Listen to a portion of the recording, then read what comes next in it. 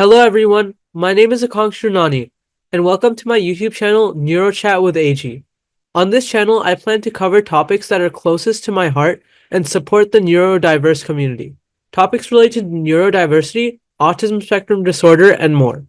On the channel, I will interview thought leaders, esteemed researchers, scientists, professors, doctors, and psychologists, seeking their views and updates on their latest work, research, etc. I will also chat with parents of neurodiverse kids and adults and talk about experiences of neurodiverse individuals. Dr. Andy Shih is a distinguished expert in the field of autism research and advocacy. Currently serving as the Chief Science Officer at Autism Speaks, Dr. Shih oversees the organization's scientific portfolio, grant making, the MSSNG Genomic Research Project, and the Autism Care Network. Since 2006, Dr. Shih has held various leadership roles and has been instrumental in numerous initiatives that promote awareness, inclusion, and evidence-based interventions for autism. Dr. Shih's work has significantly advanced the mission of Autism Speaks. He played a key role in the 2008 passage of the World Autism Awareness Day resolution at the United Nations, and subsequently spearheaded the Global Autism Public Health Initiative, which is now being supported worldwide.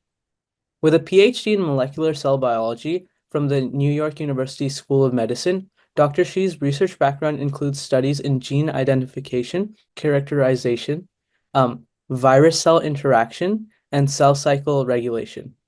His leadership and vision continue to inspire and drive progress in the field of autism research and advocacy, making a lasting impact on the understanding and support of individuals with autism spectrum disorders worldwide. Dr. Shih, a very warm welcome and thank you very much for the time today.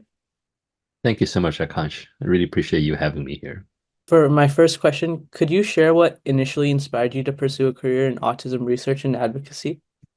Sure. It's a slightly embarrassing story. I have a cousin who has a daughter with autism, and I've known this for a long time. I was growing up, and my cousin is a couple years younger than I am, and I was aware of having a relative on the spectrum, but I didn't really pay much attention to it until I was working at NYU as a junior faculty, and doing some basic research work as a junior faculty. My cousin told me about an opportunity at a parent-led foundation that focused on autism research, and told me that they're looking for a research director. I remember at the time I was really attracted to the opportunity because I was really interested in the variety of sciences that I would get to learn from and to be exposed to. So that was, really the first motivation in terms of me getting involved with the autism community. I was fortunate to get that position, so it was a major transition for me from academia to not-for-profit. Right, it's a very different line of work, and I remember spending the first year a lot of time with families, and they were truly inspirational. Many of these families I met, parents, caregivers I met, they have the means and the ability to really just take care of their own children and really not worry about anybody else. But they felt a obligation, a desire, a need to advocate for more than just their loved ones. And when I asked them, and my cousin is actually one of those parents, and when I asked her why she wanted to do that, she said because she wanted her children's life and other children's life going forward to be different than the way she and her daughter had. So that was inspirational to me, and it made me appreciate that there's an opportunity for me to do some good by leveraging my expertise in research and science to really help some families and people affected by autism. That's awesome. It's very inspiring to hear how you got inspired, and it's similar to I guess I got into it because I was also from a family member really pushed me, it really showed me that this is an issue and this is an issue that needs to be looked at. So that's something I Exactly. personally relate to. Yeah, exactly. And you played a key role in the passage of the World Autism Awareness Day resolution at the United Nations. Can you share the experience and its impact on the global autism community? Sure. Yeah, this is a story that's really not very commonly known. So, as you know, Autistic was founded by Mr. Bob Wright and his wife Suzanne, and the late Suzanne Wright. And when they formed the organization in 2005, my organization, predecessor organization, National Alliance for Autism Research, merged with Autism Speaks in early 2006. Um, when I started working with under Bob and Suzanne, one of the first opportunities I had was to travel with them to state of Qatar. They had a developed relationship with some policymakers, leadership actually of the country. And so I traveled with Suzanne Wright to Qatar to do a presentation on our science program as well as our awareness and advocacy effort. So they had Qatar at that time was hosting an annual disability forum. All right. So it's all disability, not just autism. And we were the new kid on the block at that time, Autism Speaks. And what we were known for was really our advocacy, our awareness campaign. So we were invited to give that presentation. And during our stay we were invited by Sheikh Moza, who is the second consort of the Emir of Qatar. She is, by all account, an amazing leader, a woman. She really helped modernize Qatar, especially the education system.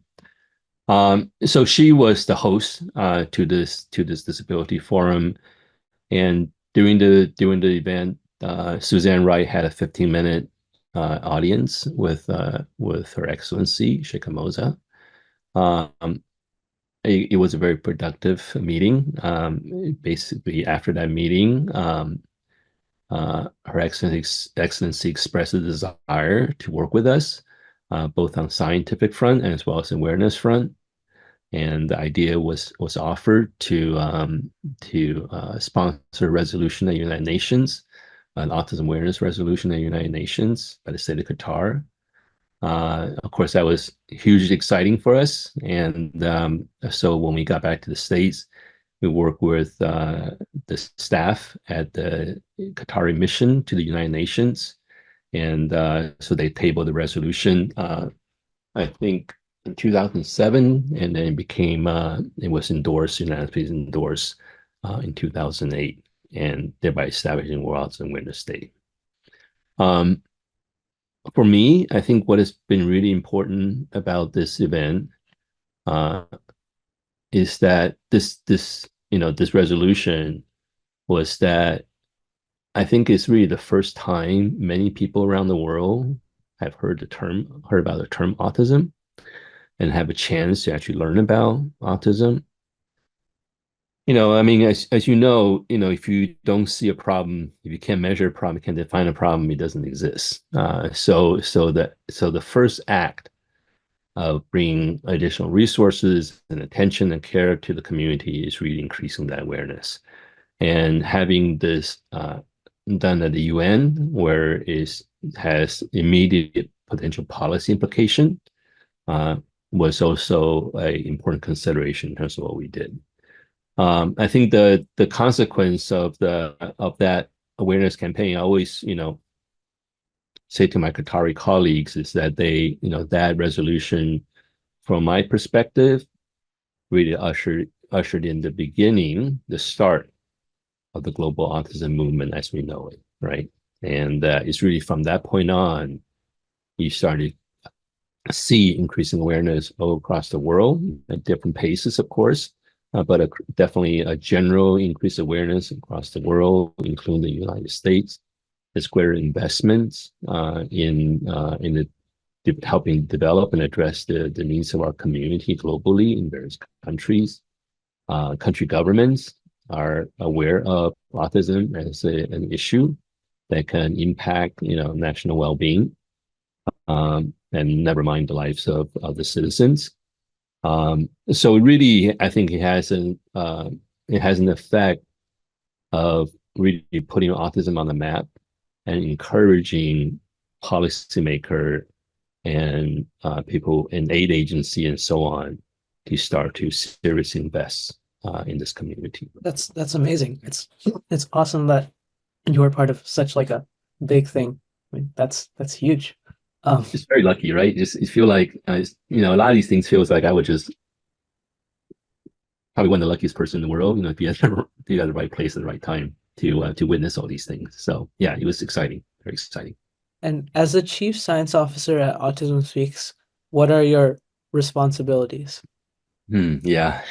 So that's first of all, it's a big task, right? And basically, what I'm being asked to do is to advise the board, the organization, where we should invest our resources to support science that could result in better well-being and quality of life for our community, right? So it's really in a very crude and simplistic way. I'm almost like an investment advisor for the board or for the organization leadership, where we can get the most uh, high impact return from our investment in resource time.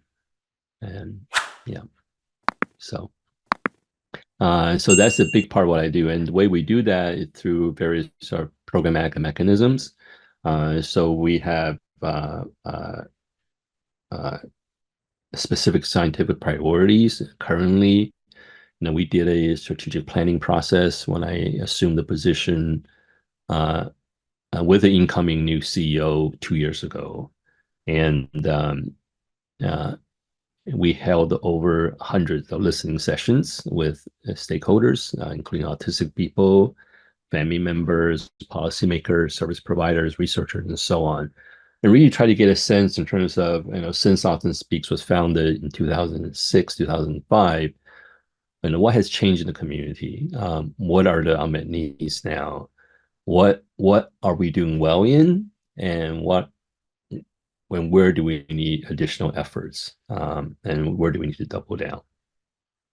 And that was a very informative and instructive process. I think what we heard from the community is that really focus on things that have profound impact on the quality of life and well-being of autistic people and their family is the number one priority. And examples of that could be, everything from, for example, behaviors that are dangerous to oneself or others. So or serious, severe, and challenging behaviors as a shorthand. So this we know that is the most common reason, probably the number one reason for that prevent autistic people from actively participating and to be included into family life and community life and society in general. And especially in some cases where there's very high support need, or what we call the level 3 autistics, or in some people call them profound autistic. It's a rather controversial term still. But the idea is that, especially for those people that are with the highest level support needs, I think whatever we can do to enhance quality of life and well-being, I think will really make a big difference in their lives. The second priority that we have focused on now is service delivery, innovation service delivery. So as you know, there's all kind of service available for autistic people and their families, everything that has to do with building social skills, for example, uh, to OT and even physical therapy for some individual may have motor skills issues and so on. But I think in general, the idea is that access is can be very challenging for people, right? So you can imagine if the parents both had to work, 40 hours, 20 hours, 40 hours a week full time, and it may be difficult for them to find the time and the opportunity to take their autistic child to various, intervention or therapy and services, right? That many parents do right now. You can also imagine in communities where there are few service providers, the mantra of, you know, accessing, regular services support, evidence-based service support might be more aspiration than a feasible reality for many of them. So the idea of how do you really get effective intervention services to those people who need it, right? Even if they're living in an environment, no matter where they live, how much money they have, I think it's really a very worthwhile goal, right? Because the the disparity that you see in terms of access to services in our community largely mirror the despair you see in overall access to social services and medical services in American society, right? So if you're living in rural areas, for example, if you're part of a minority group, if you're on the lower SCS, for example, there are more barriers for you to overcome in order to access the services that could be really helpful for you and your family. So, finding different ways to get to deliver the services is, I think, or, how do you implement these solutions in the community becomes a very important question to answer. And then the last priority for us, and certainly not least, and something that we're very excited about, is aging.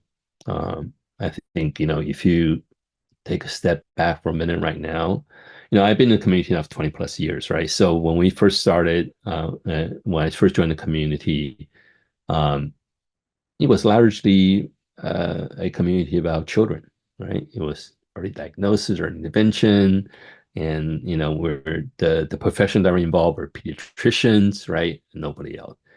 But then I think somewhere along the way, maybe a decade ago, there was a collective eureka moment in the community when somebody finally realized, hey, these kids grow up, right? They become adults. So, we've got to think about, things after school, right? Like transition and what are they going to do after they graduate from high school? And, are they going to be able to get a job? Are they going to live? And all these other issues. So, that kind of a kick off a whole area of activity around transition, about early adulthood, and so on and so forth. But you know what? What we haven't thought about as a community is the last chapters, the later chapters of life, right? I mean, autistic people, just like they grow up, they become adults, they grow old, they become seniors like everybody else. Um, what we know, so what do we know about aging in autistic people? I think if you take everything that we know about autism, right, all the knowledge we know, and put it on the table, right, what you see is not a uniformly distributed range of information. You see gradient. You see a highest concentration of knowledge and information in early childhood. As you move up the age range to adolescence, young adulthood, to adulthood, I think you'll see is that you know less and less and less and less because there's less research being done, there's less understanding about what's happening. I think is worthwhile to remember that after almost 80 years, right? More than 80 years since Connor first described autism, we still don't have a natural history study of autism. Natural history, as you know, is important in medicine, right? You need to understand what happens to a course of a condition or disorder or disease.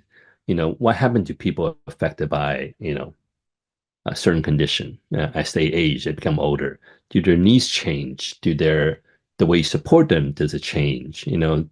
Like even neurotypical, like myself, right? Then I'm much older now than I was 20 years ago.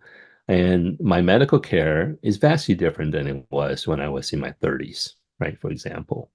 And so what does that look like in an autistic person? They age too. And what are the similarities, right? And what are the differences?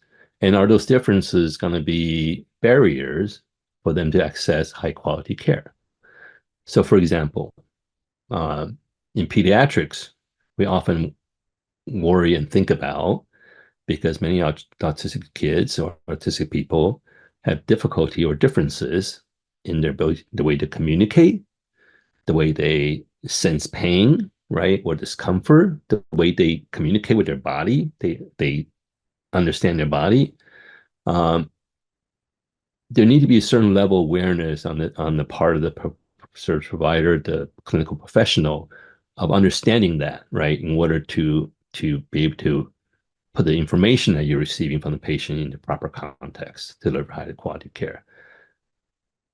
I don't think this is really happening in adult medicine right now, right? I mean, a question that I asked my colleague of mine is that, for example, how do you diagnose dementia in an autistic adult?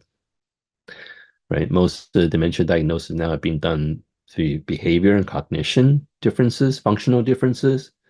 But these dynamic functional differences for some autistic people is very routine, right? Someday they can function better than others. They can do things better than others.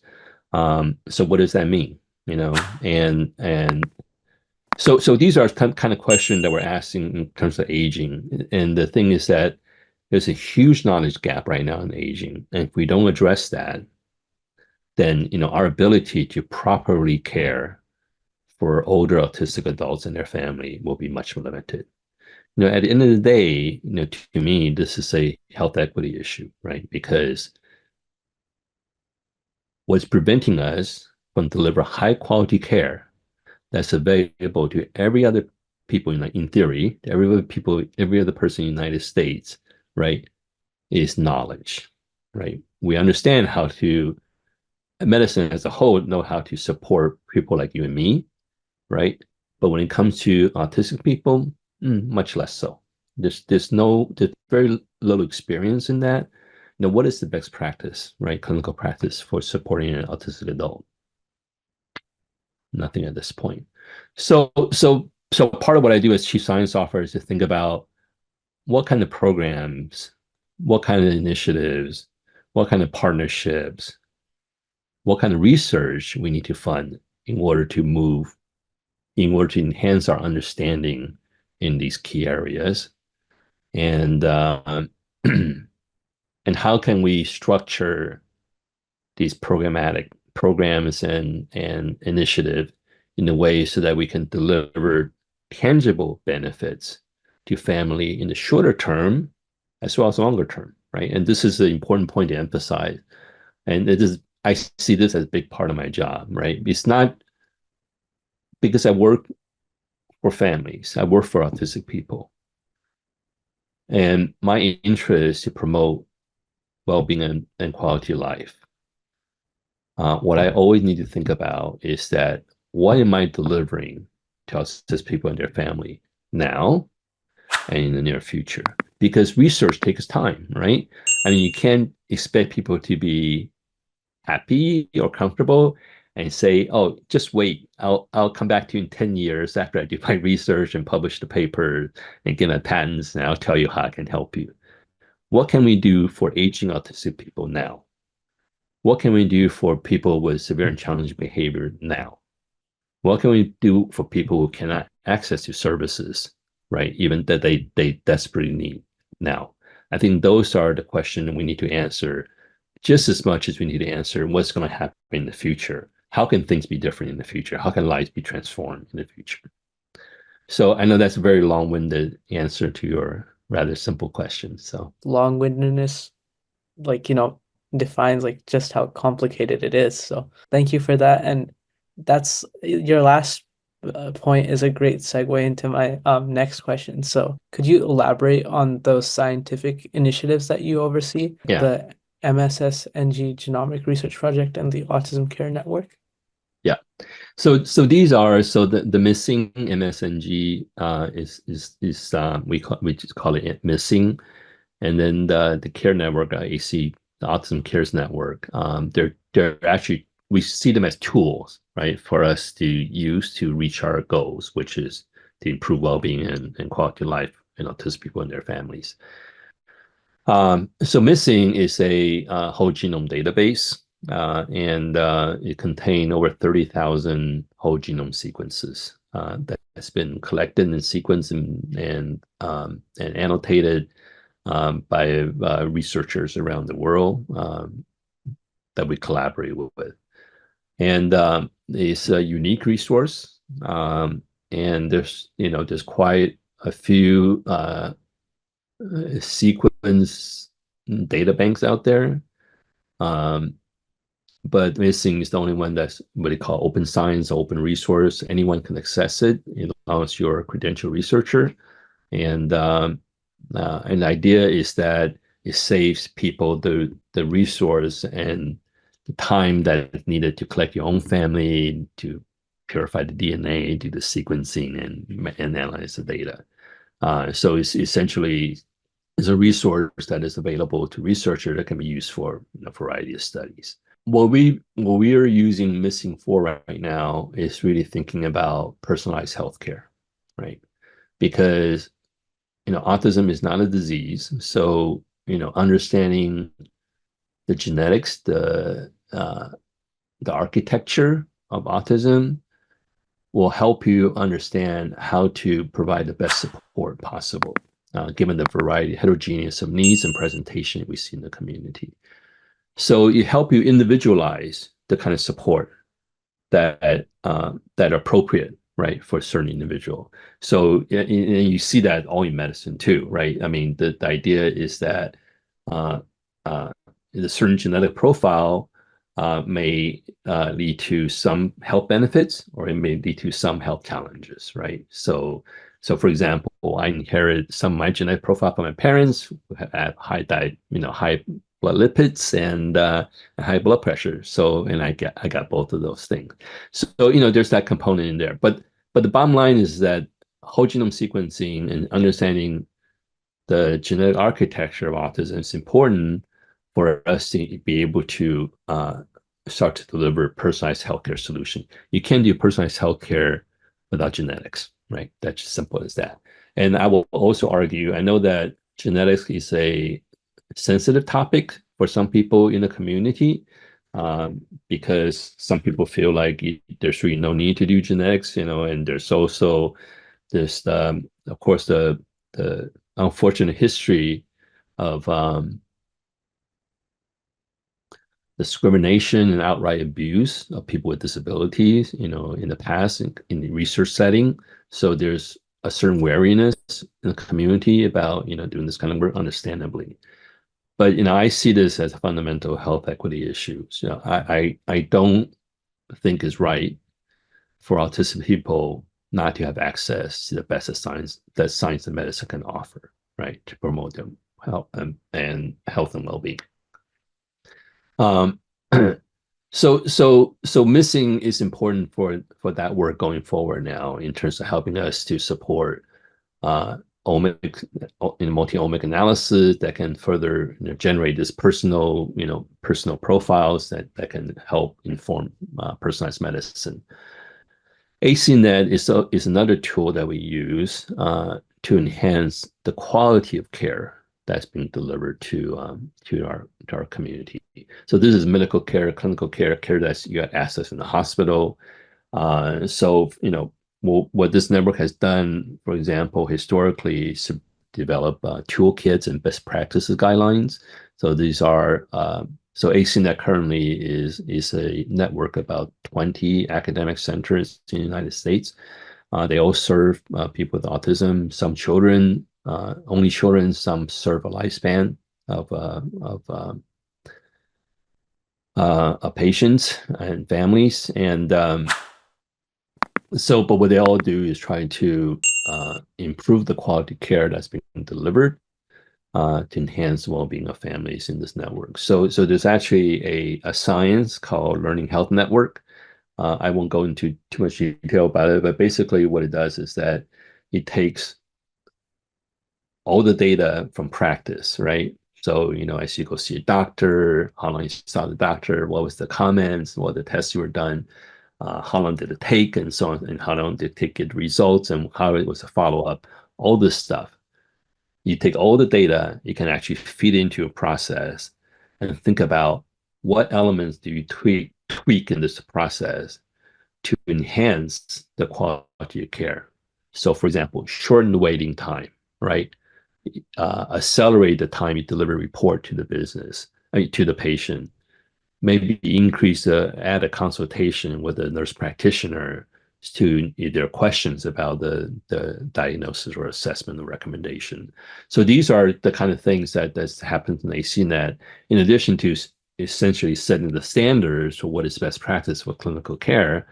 They also try to find ways to improve the quality of care that's being delivered to the families right now.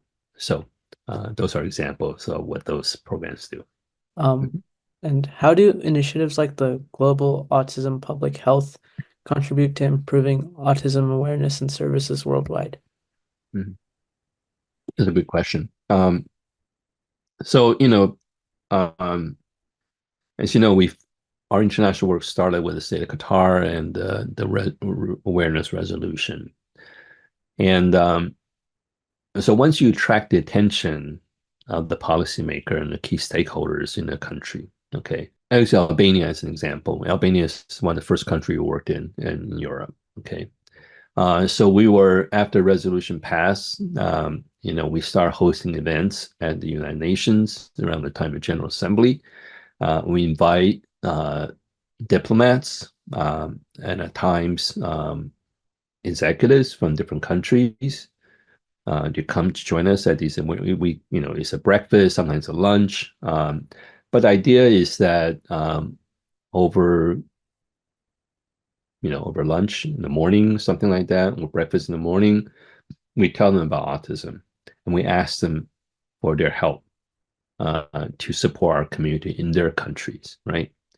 And so that's been fruitful, and that has gotten us the attention of many policymakers who cares deeply, right, about their citizens, especially children in their country. Um, but there's a difference between having a desire to help and knowing what to do to help, right?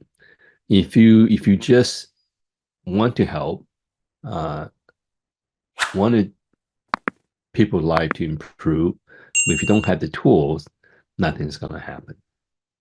So that's why I think it was important for us to as part of this global collaboration with GAF, right, to think about, to understand what the needs are um, for a community anywhere. It could be in the U.S., could be in Brazil, could be in Albania, and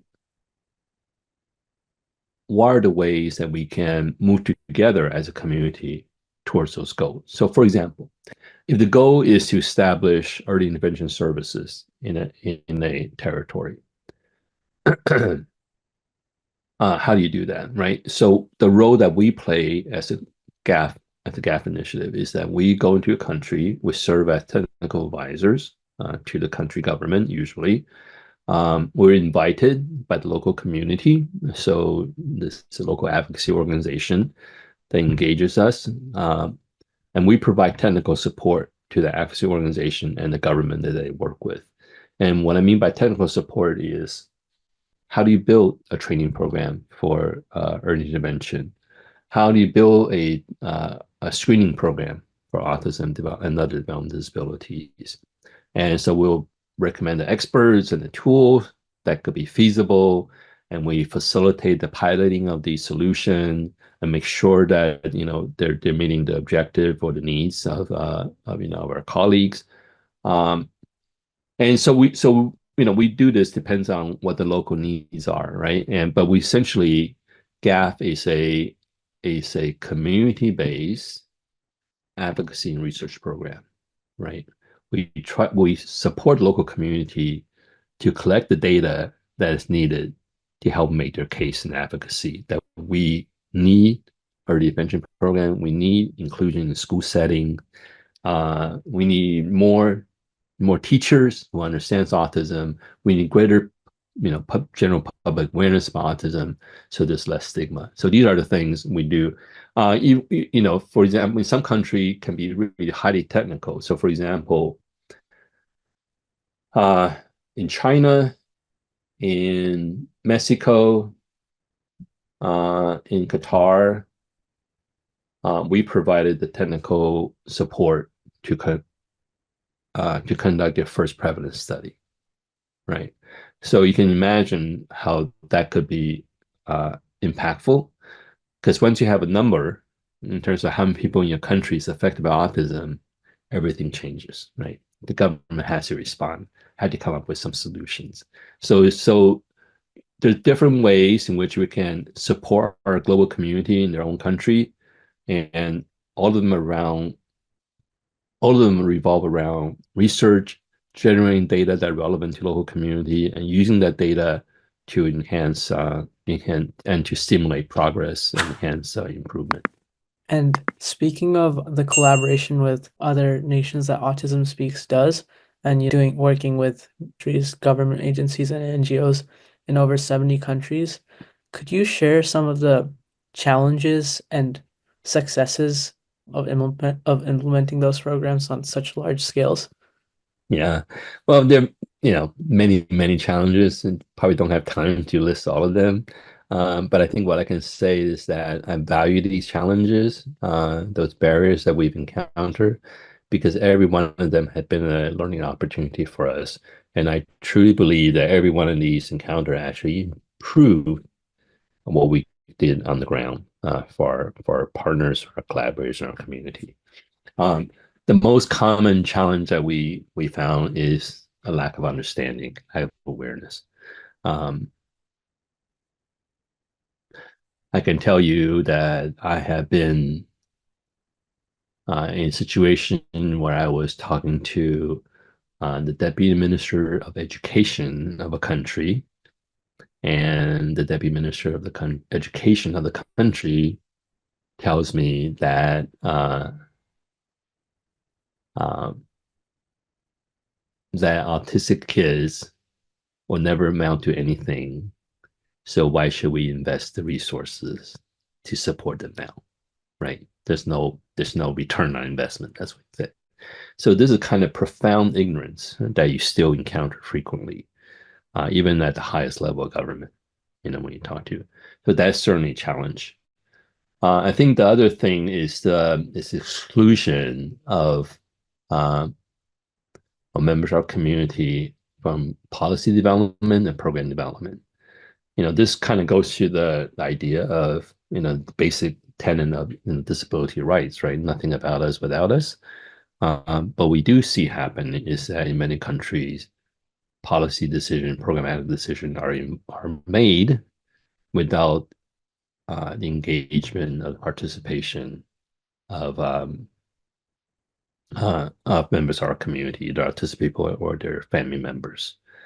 So that mindset, right? Instead of a kind of participatory engagement partnership to identify, the needs and the solution that's feasible, meaningful to the people we're trying to serve.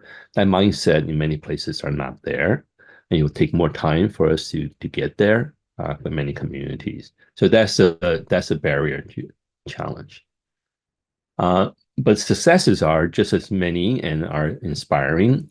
The success I see over and over again, and every time it moves me, right, is when a parent advocate or a few parent advocate literally move mountains to change laws, to change policy. We're able to play a little small role in it, right? We provide some technical support, we provide some information. We go there and say how great these guys are and what they're doing. Sort of an indirect validation that we endorse, and but the fact that just through sheer force of will and creativity and smarts, you know, these people change the system. These advocates change the system. So that's when I get really excited. So for example, one example is Brazil, right? I met this mom in a small city in Brazil. And she has a small family foundation that's built around her son who's autistic.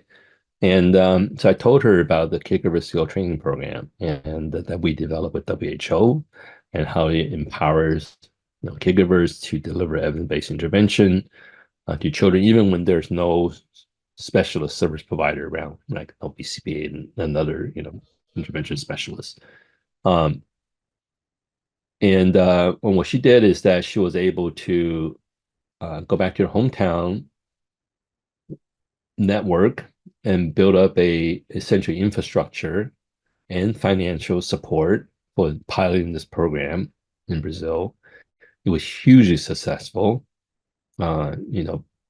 People loved it, and it got attracted attention of the Ministry of Health, who then decided, because of her success in her hometown, engage her to help scaling out the program. Now it's like 5 other cities, some of the largest city in Brazil, you started to implement this program.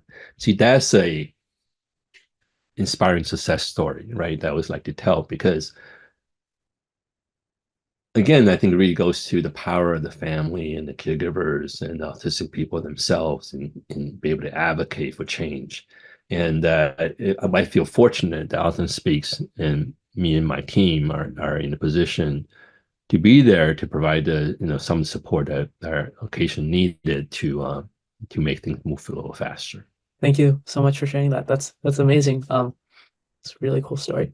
And what is your vision or goal for Autism Speaks and the larger community of autism research and advocacy as a whole? Yeah. So also a great question. The research landscape had changed quite a bit in autism in the past 20 years. And that's really reflecting largely how we conceive of autism, right? I mean, I remember when I started, autism was seen as a rare disease. But of course, through research and learning, we understand now that it's not a disease to be cured or fixed. It's a disability for some, and it's a part of diversity, the richness of human diversity in general. And so what I hope as an organization like Autism can be going forward is really the go-to resource for autistic people and their family to help them navigate through all the major transitions in life, whether that's from childhood to young adulthood to adolescent to adulthood, or whether that's about aging gracefully and healthy aging, and that to be able to benefit from all the support and resources that's offered by the community, so that they can have they can be included for life, basically, in our community, in our society, and really have a chance to live out their full potential. And that's the vision, right? So it's really providing to be a supporter, to be a resource for autistic people and their family, so they can have their best life. Thank you for sharing that. And I also wanted to ask about your view on the Autism Cares Act of 2024 and how it improves the education and research for individuals on the spectrum. Yeah, great question. So first of all, I think for me, the thing that's most exciting about the Autism Cares Act is that there's going to be more money, right? Number one, we could never have enough resources to do everything that we want to do for autistic people and their family in our community. So the fact that there's this new version come with an increase is very welcome. I think the other thing that's really important for me is that, and for many in the community, is the language of inclusion in this new version of the CARES Act. Because of great diversity in our community and the limited resources, there's certain sense that those with the greatest needs, for example, those with level 3 support, or chronic health conditions, and who are maybe on the profound autism end of thing, are not equitably included in research and consideration for service development and delivery. So we have to do better in that area, and the language in the new Autism Cares Act that really encourage greater inclusivity of all the members of our community in research, services, and policy development. So to me, that's huge, right? I think there's also this emphasis on those who are the most vulnerable in our community. I think that is often needed because of heterogeneity of need and the difficulty that many family encounters in our community. It's easy, I think, to get lost in the shuffle, to not to have your needs directly addressed or adequately addressed. So I think the new language, inclusive language in the Autism Cares Act, really stress the idea that we want to provide equal opportunity, equal level support, access to support for every autistic people in this country in order for them to have the same chance as everybody else, right, to have their best life. So that's what's really exciting to me about this new version of the CARES Act. Regarding, I guess, the future, this with even greater push and new legislation and support, how do you think policymakers and the public can do more to support and do more for the autistic community? Yeah, I think the public can certainly do more to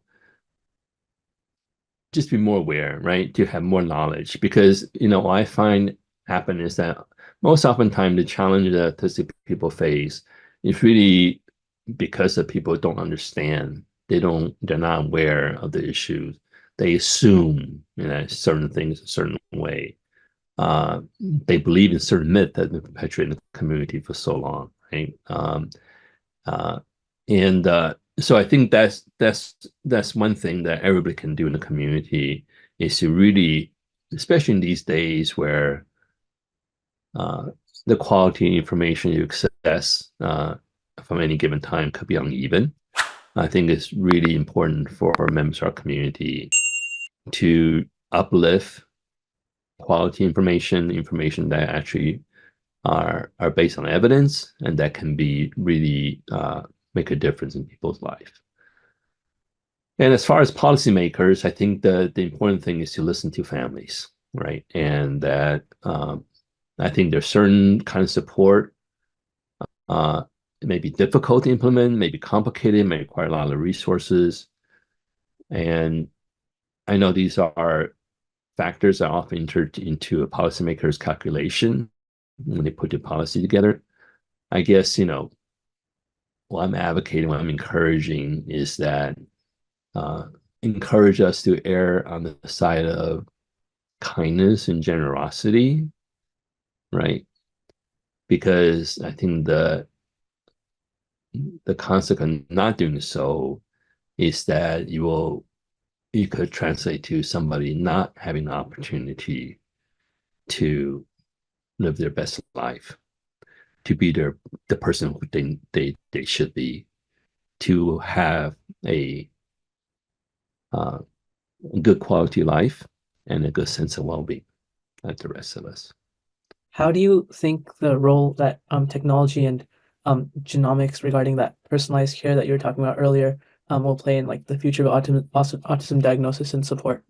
Huge. Yeah, I mean, I think that's just the general direction of all medicine now, right? Is that need to be much more personalized, driven. It's not a one-size-fits-all approach anymore. I think we have the technology mature enough for us to allow that kind of a personalized delivery of solutions, and that and technology, even the advent of AI, I think is going to be an essential part of all this stuff, right? I mean, if you think of AI, the way you can, even now in how in medicine, you can enhance the performance, human performance in certain things like reading radiology, X-rays, for example, a CAT scan, for example.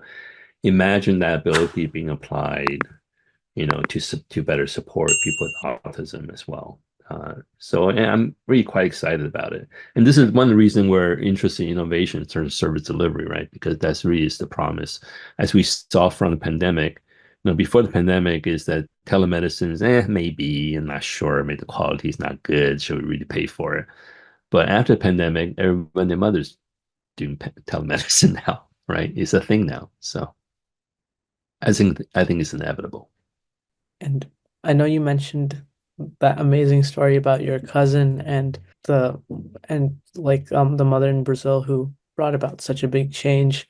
Are there any other experiences or stories from your career that have profoundly impacted your approach? Hundreds. And that's the thing about I feel privileged and lucky to having done the work I do, because I always hear these stories, right? And some amazing stories, some are enlightening, some are life-changing, right? Uh, some are good stories, some are horrible stories. There are many, many of them.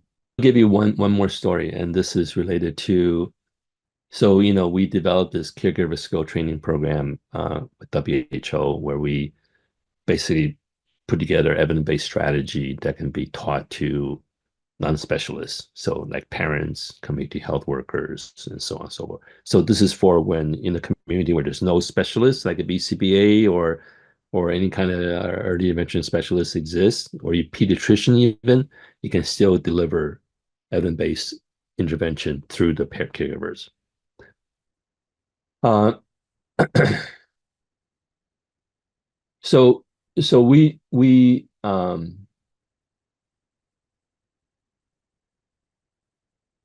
did this partly because there's no capacity, right, in many places to deliver that kind of service, and also partly because culturally, uh, it's a better fit in some places. And what do I mean by that, right? So, I was born in Asia and I moved to the States when I was a teenager. Uh, so I grew up in this Asian cultural milieu and, familiar with it. Um, about 15 years ago, I went back to Asia for the first time after leaving Asia 20 some years ago, previous to that. And I visited families and, family factor autism. I remember going to this rural village in South Asia and meeting these parents and they're very sophisticated parents. They're middle class, I guess, and the mom asked me this question. He says, Andy, why is it in the US, in a Western country, you entrust the care of your child, your most valuable possession, to a total stranger?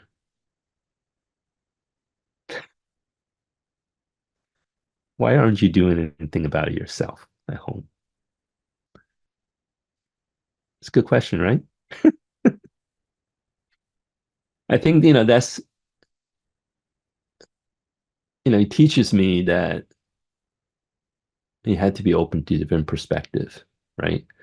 Because if you really want to deliver if you really what you want to deliver is an improvement, a better life, right? The way you get there is not what you think you need to do to get there. You need to learn from them about how to get there and empower them, right? Because then you will go on forever. Or else when you're gone, what happens to it? Yeah, that's a really interesting story. I'm sure you've got a lot more good ones, but Maybe I'll I write a book. guess Yeah. in the with time and thought, Dr. Shih, thank you so much for this wonderful conversation and congratulations on all your amazing success. And I hope, even more great stuff happens for the community. And yeah, Thank you, Aakanksh. I really appreciate this opportunity to chat. I really enjoyed it. I I appreciate it. I Good luck with appreciate your you video coming. series. Good luck with your series. Pretty Thank awesome. you. Keep going. Okay. Yeah, thank you so much.